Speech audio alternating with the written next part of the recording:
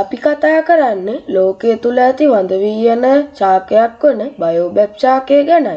ඉතින් මේ සියල්ල විස්තර දැනගන්න වීඩියෝ එක අවසන් වෙනකන් ඉන්න. වැඩි කතා නැතුව අපි යමු වීඩියෝ එකට.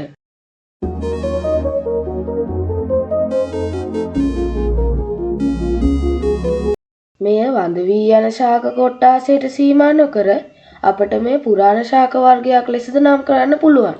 මෙහි ඇති විශේෂත්වය තමයි ඒවායේ හිස් අතු අහසට විහිදෙන මුල් වලට සමාන වන නිසා බොහෝ විට උඩියට කිරු ගස් ලෙස හැඳින්වීම. ජල ගබඩා කිරීම ගැන කතා කළොත් ඔවුන්ගේ තන්තුමය කඳන් ස්වභාවික ජලාශ ලෙස ක්‍රියා කරන අතර වියලි කාලවලට ඔරොත්තු දීම සඳහා ජලය ලීටර් 100,000කට වඩා ගබඩා කරගන්නත් පුළුවන්. තව මෙහි ආයු කාලය අවුරුදු 3000ක් බවට විද්‍යාඥයන් ගණන් බලලා තියෙනවා.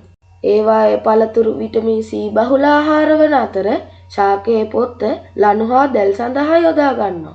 ඉතින් අද වීඩියෝ එක ගැන මොකද හිතෙන්නේ? හොඳයි නම් ලයික් එකක් දාලා අපිත් එක්ක දිගටම රැඳී ඉන්න කියලා ආරාධනා කරනවා. හම්බෙමු තවත් එක වීඩියෝ එකකින්. ඕගොල්ලන්ට සුබ දවසක්.